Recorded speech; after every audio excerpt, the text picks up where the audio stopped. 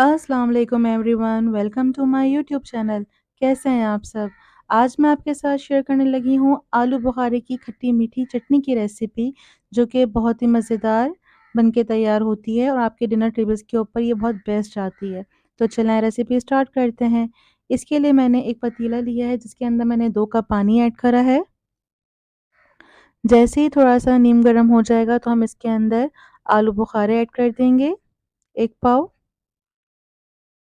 आलू बुखारे जैसे ही गर्म हो जाएँगे, इनमें बबल आ जाएगा तो हम इसके अंदर 1 कप चीनी ऐड कर देंगे। अगर आपको शुगर कम करनी हो तो आप हाफ़ कप भी कर सकते हैं अपने हिसाब से। 15 टू 20 मिनट्स के अंदर ये अच्छे से बिल्कुल नरम फूले-फूले से हो जाएँगे जैसे कि आप देख रहे हैं। तो फिर हम इसके अंदर स्पाइस ऐड करेंगे जिसके अंदर रेड चिल्ली, ब्लैक पेपर, ज़ीरा powder, black salt, ginger powder और सॉल्ट है।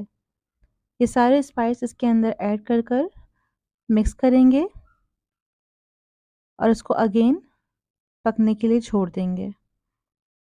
ये देखिए माशाल्लाह से इसका कितना खूबसूरत कलर आया है। अच्छा, अभी इसमें क्योंकि पानी है तो हम इसको थोड़ा-सा अभी और पकाएँगे, क्योंकि आलू बुखारे की चटनी में जो है इतना पानी नहीं होता, उसका जो शीरा होता है वो आपको भी पता है कि गाढ़ा-गाढ़ा होता है। तो इसके अंदर पे मैंने आलमंड्स ऐड कर दिए हैं और 4 मगज़ भी ऐड कर दिए हैं।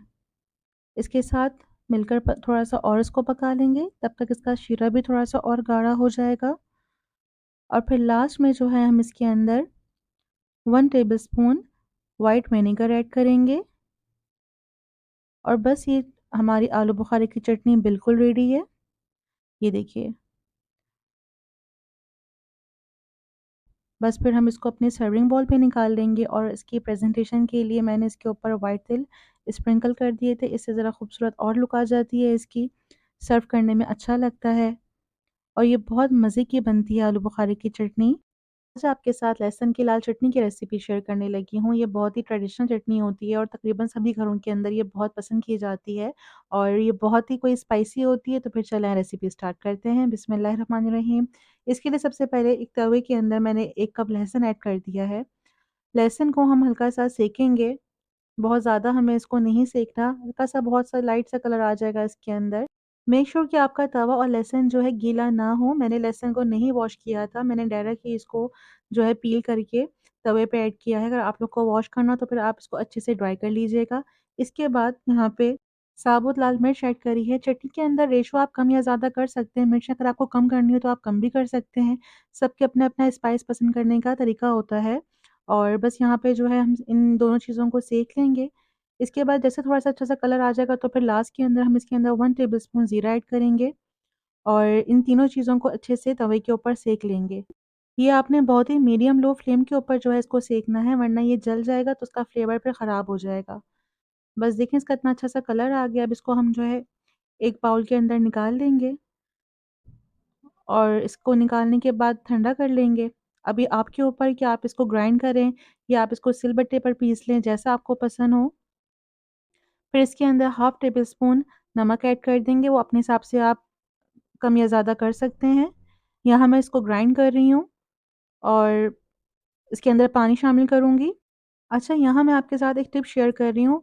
अगर आपको इसके अंदर स्पाइस ज़्यादा लगे, जैसे कि कुछ लोगों को कच्ची मिर्चें सूट नहीं करती हैं और बहुत ज़्यादा स्पाइसी लगती हैं, तो आप इसके अंदर यहाँ पर 1 टमाटर भी शामिल कर सकते हैं, तो उसका टेस्ट जो है बहुत बैलेंस हो जाएगा। लेकिन फिर उसके साथ पानी आप थोड़ा-सा कम रखिएगा, क्योंकि टमाटर में अपना भी पानी होता है, तो फिर आप लोगों ने ज़्यादा ऐड नहीं करना। और इसके बाद फिर लास्ट में जो है मस्टर्ड ऑयल मैंने ऐड किया है 2 टेबलस्पून। आप लोग चाहें तो ऑलिव ऑयल भी ऐड कर सकते हैं या आप नॉर्मल कुकिंग ऑयल भी ऐड कर सकते हैं। ये देखिए यहाँ पे कितनी अच्छी इसकी थिकनेस आई है और कितना प्यारा कलर आया है चटनी का। और यहाँ पर फिर मैंने इसको पराठों के साथ सर्व किया है और अम्मी से कहा था कि आप मुझे टेस्ट करके बताएँ अम्मी कि ये मैंने कैसी बनाई है। क्योंकि अम्मियाँ जो हैं चटनी में बहुत एक्सपर्ट होती हैं, तो वो सही बता सकती हैं कि चटनी पास हुई है कि फ़ेल हुई है। फिर अल्हम्दुलिल्लाह अम्मी को चटनी पसंद आई है और उन्होंने चटनी को पास कर दिया कि बहुत अच्छी चटनी बनी। अब आप इसको फटाफट बना के रख लीजिए और इसको आप मटर पुलाव के साथ, बेसन की रोटी के साथ, खिचड़ी के साथ, पराठों के साथ, जैसे दिल चाहे आपको आप इसको एन्जॉय कर सकते हैं, क्योंकि ये चटनी जो है सबके साथ ही बहुत अच्छी लगती है। तो उम्मीद करती हूँ कि आपको रेसिपी पसंद आई होगी। मुझे इसका फ़ीडबैक ज़रूर दीजिएगा और अपने फैमिली और फ्रेंड्स के साथ भी शेयर कीजिएगा। अगर आप मेरे चैनल पर नए हैं तो मेरे चैनल को सब्सक्राइब करें, साथ और नोटिफ़िकेशन को क्लिक करें। इससे आने वाली मेरी हर नई वीडियो की नोटिफ़िकेशन सबसे पहले आप तक पहुँचेगी। मिलते हैं एक नई रेसिपी के साथ। अपना ख़्याल रखें। अल्लाह हाफ़िज़।